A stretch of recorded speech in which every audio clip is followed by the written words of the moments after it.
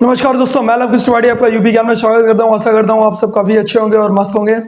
दोस्तों, आज की जो हमारी वीडियो है वो खतौनी में नाम को सुधार को लेकर या खतौनी में रकबे को सुधार को लेकर है। जैसा कि आप लोग थंबनेल से क्या वीडियो स्टार्ट करने के पहले बोल दूंगा, बहुत सारे लोग ज़रूरतमंद होते हैं। आप लोगों के फैमिली ग्रुप से अदर ग्रुप्स होंगे, प्लीज़ ये वीडियो उनको शेयर कर दीजिएगा, क्योंकि उत्तर प्रदेश में लगभग बहुत सारे खातेदार इस समस्या से इस समय जूझ रहे हैं।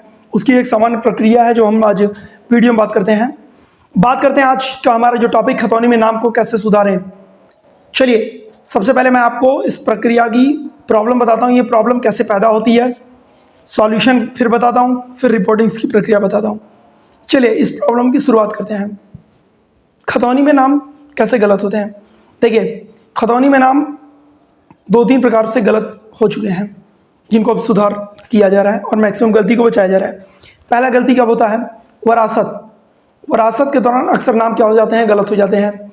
हम क्या होते हैं, निर्विवादित वरासत कैंप लगाते हैं गांव में क्षेत्रीय लेखपाल द्वारा, जिसमें खतौनी को पढ़ा जाता है।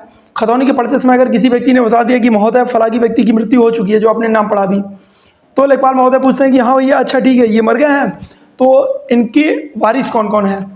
तो उन लोगों, मान लीजिए 4 लड़के हैं। कितने लड़के हैं? 4 लड़के हैं। अमित, मोहन, सुरेश, रमेश। अमित, मोहन, सुरेश, रमेश। पता चला रमेश का नाम है गांव का गोलू, और लोगों ने बता दिया गोलू पुत्र राम सकल। सर, राम सकल जो मर गए उनके पुत्र ये हैं अमित, सुमित, रमेश, और मान लीजिए रमेश का नाम उसने बता दिया गोलू, और मान लीजिए संजय, व्हाटएवर जो भी नाम, डिफरेंट नाम से। रमेश का नाम गोलू चढ़ गया।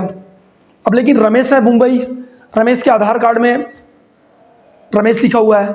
अब गोलू नाम चढ़ गया। अगर वो कल को केसीसी बनवाने जाएगा, किसान क्रेडिट कार्ड लेने, तो फिर वो तो परेशान हो जाएगा ना, यार सर ये क्या हो गया, यहाँ गोलू, यहाँ अब वो बैंक वाला उसको लोन नहीं देगा, उसको दौड़ाएगा, परेशान करेगा। वो तहसील आएगा, तहसील में परेशान होगा। ठीक, ये हो गई पहली प्रॉब्लम। प्रॉब्लम नंबर 2 कहाँ पे होती है? आपने करा लिया बैनामा। मेरा नाम है अमरेश कुमार, मेरा नाम है अमरेश कुमार। मैंने संगीता देवी से बैनामा करा लिया, किसी ज़मीन को लिखवा लिया। पता चला वो ज़मीन संगीता देवी ने मुझे लिखा। अब कंप्यूटर में जो टाइपिस्ट था वो अमरेश नाम की जगह उसने अमरीश लिख दिया, और मैं भी यहाँ पे घर पे आके सो गया। मैंने तो दे दिया यार, मेरा नाम चढ़ के आ गया होगा, अब मुझे कौन सा हेडेक लेने की ज़रूरत है। 10 साल बाद पता चला यार वो अमरीश की जगह अमरीश हो गया। अब आप उस ज़मीन को बेच रहे हो या कुछ भी कर रहे हो, फिर प्रॉब्लम क्रिएट। यार अब क्या करें यार, ये नाम तो गलत हो गया मेरा। कभी कभी किसी दादाजी के साथ ये समस्या हो जाती है कि उनके दादाजी का बचपन का नाम ये चढ़ गया था, या पापा का नाम ये चढ़ गया था, अब समस्या आ रही है। ठीक है, ये हो गई दूसरी प्रॉब्लम। तीसरी प्रॉब्लम क्या होती है? रकबा। जैसा कि अंश निर्धारण का काम गांव में चल रहा है, हम गांव में जाते हैं, खतौनी खोलते हैं, पूछते हैं भैया किसका कितना, इससे कितना, उसको बैठाते हैं, बनाकर हम लोग एक रिपोर्ट दे देते हैं। उसके लिए हम ना किसी गवाह कुछ लेते हैं, कुछ हम गांव के आधार पर पूछ के लिख देते हैं। होता क्या है, लोग गलत बता देते हैं। किसी का 3 बिस्सा है तो वो अपना बता देगा मेरा 6 बिस्सा है, फलाने का साहब 2 बिस्सा है। अब पता चला फलाने का 6 बिस्सा था, 2 बिस्सा इनका था। अब लेखपाल साहब पूछे, रिपोर्ट आए, बनाए। शासन का भी हमारे ऊपर दबाव रहता है कि आप सही सही काम करके जल्दी से हमको दीजिए। हमने रिपोर्ट लगाकर भेज दी, या हमने उसको कंप्यूटर में अंकित कर दिया, हो गई गलती, त्रुटि हो गई। पर मैं आपको ये बता दूं, ये गलतियां ना कोई जानकर नहीं करता यार, त्रुटि होती है। हमारे ऊपर भी शासन प्रशासन हर चीज़ का प्रेशर होता है करने का, जल्दी जल्दी कीजिए, तो हम लोग कर देते हैं। बट हाँ, मैं आपको ये तरीका बताऊंगा कि इस त्रुटि को आप सुधार कैसे कर सकते हो, दलालों से कैसे बच सकते हो, अपने काम को जल्दी से जल्दी कैसे निपटा सकते हो। देखिए, शुरुआत आपको क्या करनी है, आपको केवल खतौनी गड़बड़ हुई है तो खतौनी ही लेना है। आपको 3 खतौनियों की नकल लेनी है। किसकी लेनी है? 3 खतौनी, सॉरी 2 खतौनी की नकल, 1 खतौनी ओरिजिनल। बताता हूँ कौन सी। पहली तो आपको तब लेनी है खतौनी जब नाम गलत हुआ, यानी चढ़ा उसमें। 5 साल पहले अगर बैनामा कराया तो 5 साल पहले खतौनी लो। 15 साल पहले अगर वरासत हुआ है, किसी की डेथ हो गई थी और नाम चढ़ गया है, तो ले लो। गलती से किसी का नाम चढ़ गया, पता चला, कभी कभी ऐसा भी होता है कि कोई आदमी उस खाते में है नहीं, उसका नाम भी चला आया, ध्यान दो। फिर यहाँ पे आपने सर पकड़ लिया, अरे यार अब मैं क्या करूँ, इस आदमी का तो नाम था ही नहीं, ये कहाँ से चला आया, इसमें दिक्कत हो गई। पर उसमें भी आपको घबराना नहीं है। इन्हीं सब समस्याओं के लिए उत्तर प्रदेश की राजस्व संहिता की धारा 38 का निर्माण किया गया है, जिसके सर्वोच्च अधिकारी होते हैं श्रीमान उपजिलाधिकारी महोदय। ठीक है, धारा 38 के तहत आप उनके समक्ष आवेदन प्रस्तुत करिए। आवेदन प्रस्तुत कर अपनी गलतियों का सुधार करवा सकते हैं। अगर उनकी आदेश से आप अनसेटिस्फाइड हैं तो आप उसकी 38 की शायद मेरे ख्याल से सब सेक्शन 3 में आप श्रीमान कमिश्नर महोदय के यहाँ भी कह सकते हैं। चलिए प्रक्रिया की बात करते हैं, कौन कौन सी खतौनियाँ लगेंगी, कैसे लगेंगी। मैंने पहले ही बोला आपको 3 खतौनी चाहिए। एक वर्तमान खतौनी 15 रुपये फीस जमा करेंगे आपको मिल जाएगी तहसील से, 15 रुपये तहसील आपको तुरंत दे देगा, ठीक है। दूसरी आपको कौन सी खतौनी लगेगी, जब नाम गड़बड़ हुआ था वो वाली खतौनी, उसकी नकल मिलेगी। तहसील में जाइए, पूछिए नकल विभाग कहाँ है या नकल नवीस कहाँ बैठते हैं। नकल नवीस के पास जाइए, एक आवेदन लिखिए, तहसीलदार साहब से मार्क कराइए और उनको दे दीजिए डाक टिकट लगाकर। वो आपको 2-3 दिन में उसकी नकल बनाकर दे देंगे। सिंपल तरीका बता रहा हूँ, किसी दलाल के चक्कर में नहीं पड़ना है, कहीं परेशान नहीं होना है। सिंपल आप उसको पकड़िए और उसको कर लीजिए। नहीं तो बहुत सारे लोग आपको मिलेंगे, 10,000 दे दो, 5,000 दे दो, 4,000 दे दो, मैं आपका करवा देता हूँ। क्यों दे दे भाई, आप जानकार बनिए, खुद से करवा लीजिए। आप तुरंत उन तीनों खतौनियों की नकल लीजिए, हो सके तो 41-45 से लीजिए, ठीक है। गांव के 5 या 4-5 लोगों से हलफनामा बनवाइए, उसमें ये लिखिए हम लोग इस बात की गवाही देते हैं कि फला पुत्र फला था जिसका वरासत के दौरान ये गलत नाम चढ़ गया था, इस बात की हम पुष्टि करते हैं। उसको लगा दीजिए नोटरी कराकर। प्रधान जी के लेटर पैड पे हो सके तो लिखवा लीजिए।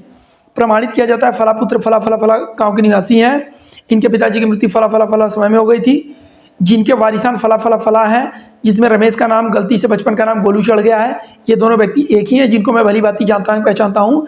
ये सब ओरिजिनल पक्का पक्की नकल और ये ओरिजिनल लेटर पैड, ये सब लगाकर आप नत्थी कर कर एक लेटर लिखिए। सेवा में श्रीमान उपजिलाधिकारी महोदय, तहसील फला, विषय खतौनी में नाम दुरुस्तीकरण के संबंध में, खतौनी में नाम दुरुस्तीकरण या खतौनी में रकबा दुरुस्तीकरण के संबंध में महोदय सविनय निवेदन है कि प्रार्थी फला फला फला ग्राम का निवासी है। प्रार्थी के पिता फला फला फला की मृत्यु फला फला दिनांक को हो गई थी, जिसमें त्रुटि पूर्वकवश नाम अंकित करते समय वरासत में फला फला नाम दर्ज किया गया, जबकि मेरा असली नाम ये है, जिसके साक्ष्य स्वरूप मेरे द्वारा निम्नलिखित संलग्नक लगाए जा रहे हैं, जिसमें खतौनी लगाई जा रही है और ग्राम प्रधान के लेटर पैड वगैरह ये सब लिख के फिर नीचे लिखिए बाएं साइड में संलग्नक फला फला साल की खतौनी। खतौनी के अगर ऊपर आप ध्यान से पढ़ेंगे ना, उसमें फसली सन लिखा होता है। जैसे 1432 चल रही है तो पहले खतौनी 6-6 साल पे बनती थी, तो जो खतौनी पे लिखा होगा फसली सन वो 6 साल का होगा। 1420 से मान लीजिए 1425, ठीक है, 1426 से लेकर 1431 तक ऐसे, ठीक है। तो उस खतौनी सन 3 खतौनियाँ लीजिए, वर्तमान, नाम गड़बड़ हुआ और उसके पिछले साल की खतौनी, ठीक है। इन तीनों को लगाकर आप उसके साथ नत्थी करें। अब बात आती है, आपने एसडीएम साहब को दिया, उन्होंने मार्क करके भेजा, तो लेखपाल साहब को आ गया। लेखपाल साहब के पास समय का अभाव रहता है, बहुत ज़्यादा व्यस्त रहते हैं, या आप लोग जो भी लेखपाल हैं आप लोग के पास टाइम नहीं, तो बट हाँ, अगर कोशिश करिए टाइम निकाल के उस व्यक्ति का कार्य कर दीजिए। उससे आपकी एक इमेज बनती है कि यार ये बंदा बहुत रॉयल है यार, इसको मैंने एक बार बोला, मैं परेशान था, इसने मेरी सुनी। वो एक व्यक्ति का आप काम करोगे ना, वो पूरे गाँव में जाकर 50 लोगों को बताएगा, वो 50-100 को बताएंगे कि यार फला गाँव का लेखपाल, उसने एक एप्लीकेशन दिया, उसने तुरंत रिपोर्टिंग की। बहुत अच्छी तरीके से आपका नाम फैलता है, और ये नाम केवल वहाँ तक नहीं फैलता, बड़े बड़े अधिकारियों तक जाता है कि सर वो लेखपाल तो बहुत सही है, बहुत अच्छा है। तो आपको अपना नाम बनाना और ख़राब करना दोनों आपके हाथ में है। अब आपकी बारी आती है लेखपाल की। लेखपाल का क्या रोल होता है, आपने एसडीएम साहब को दिया, उन्होंने मार्केट में नीचे भेजा, वो आ गया। आप गाँव में जाइए, प्रधान जी से पूछिए ये जो आपने प्रमाण पत्र लगाया है क्या ये आपके साइन हैं? बोलेंगे हाँ मेरे साइन हैं। तब मानिए, कभी कभी क्या होता है, लोग प्रधान के फर्जी साइन बनवा लेते हैं और प्रधान का फर्जी मोहर लगा के दे देते हैं। आपने गांव में पूछा नहीं, पढ़ा नहीं, पता चला रियल में वो गोलू ही था, और आपने किसी गांव में कोई रमेश था और उसके पिता का नाम राम सकल था, आपने चढ़ा दिया और उसने उसको बेच दिया। तो आँख नाक कान जितनी 5 ज्ञानेंद्रियाँ, इन सबको खोल के रिपोर्ट लिखना, बंद करके लिखोगे ना सीधे जेल जाओगे 420 केस में। तो गाँव में जाओ, तुरंत पहले पता करो, 1 दिन का टाइम निकालो, पता कर लो, सब चीज़ हो गए। अपने सामने एक स्पॉट मेमो लिखो, महोदय प्रार्थी फला फला फला के प्रार्थना पत्र पर दिनांक फला फला फला को मेरे द्वारा उपरोक्त ग्राम सभा में जाकर लोगों से पूछताछ की गई, लोगों द्वारा अवगत कराया गया कि यह प्रार्थना पत्र और ये प्रार्थी दोनों एक ही हैं, इसका नाम जो त्रुटि हुआ था वो भी सही दिया है, प्रार्थी द्वारा दिए गए सभी तथ्यों को जो भी चीज़ें बताई गई हैं वो सही पाई गई। साक्ष्य स्वरूप ग्रामीणों के हस्ताक्षर लिए गए। बाएं साइड में 5-6 गाँव के स्वतंत्र गाँव के लोगों का नाम लिख लीजिए, और इसको जब भी पढ़िए, ठीक है, एप्लीकेशन आ गया, घबरा गए, अरे ये मैं क्या लिखूँ, इसमें क्या, कुछ नहीं यार, गांव में जाओ, 10-12 लोगों को बैठाओ, फोटो खींचो डेट और टाइम के साथ, ठीक है, और डेट और टाइम के साथ फ़ोटो खींच के उसकी फ़ोटो भी लगा देना कि सर मैं इस दिनांक को गया था फला फला गाँव में, ये देखिए मैं पूछा हूँ, मैंने स्पॉट मेमो बनाया, मैंने लोगों से भी पता किया है सर, और इसकी खतौनी भी सही है सर। अगर सब चीज़ें सही हैं तो आप रिपोर्ट लगाकर भेज दीजिए। काश्तकार महोदय, आप लेखपाल साहब की थोड़ी सी इसमें मदद कर दीजिए।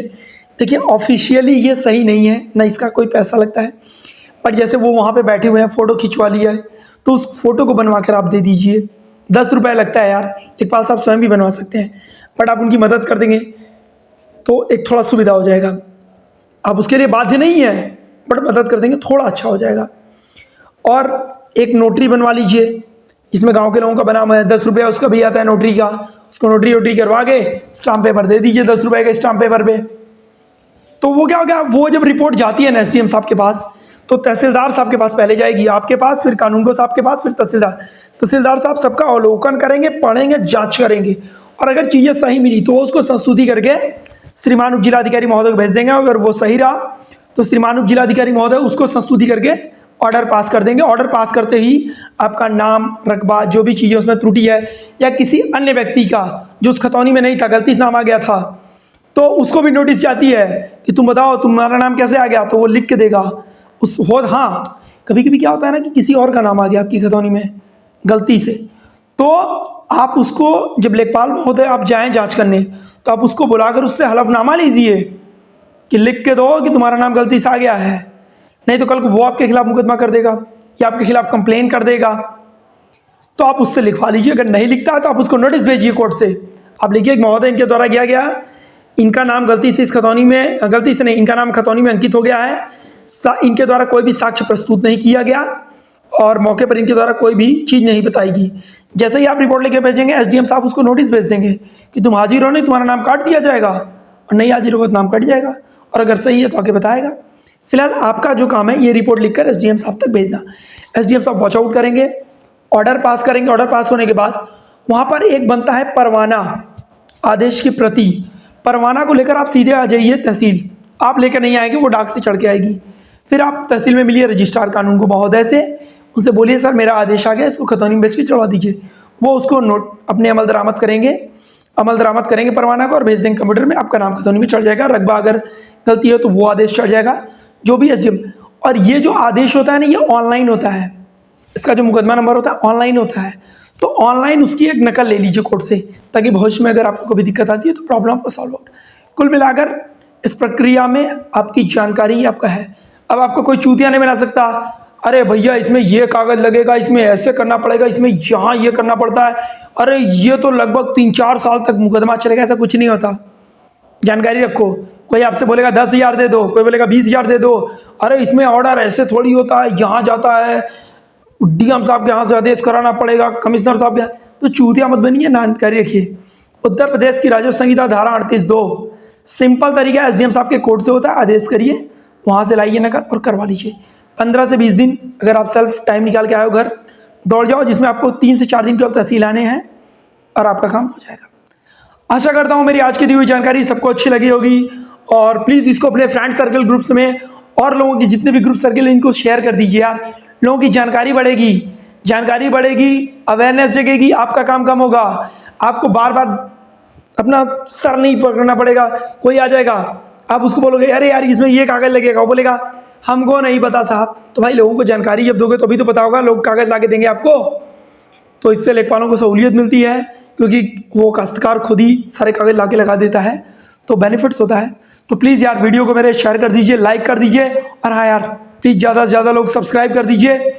मेरा चैनल, या सॉरी मेरा नहीं, हमारा चैनल अवेयरनेस चैनल है। हम लोगों के बीच में जागरूकता लाएंगे। बहुत जल्दी हम सब साथ में मिलकर कई लोग आपस में बैठेंगे, बातचीत करेंगे और लोगों के बीच में एक जागरूकता चलाएंगे, ताकि राजस्व संबंधी जो विवाद हैं वो धीरे धीरे कम हो, और राजस्व संबंधी जो एप्लीकेशंस हो रहे हैं वो भी थोड़े थोड़े कम हो, लोगों की समस्याओं का समाधान उनकी जागरूकता के आधार पर हो सके। तो प्लीज़ चैनल को सब्सक्राइब, लाइक और कमेंट्स, कोई भी अगर प्रॉब्लम है तो, कोई भी जानकारी चाहिए तो कर दीजिएगा, मैं ज़रूर जवाब दे दूँगा। तो आज का सेशन यहीं समाप्त करते हैं। धन्यवाद।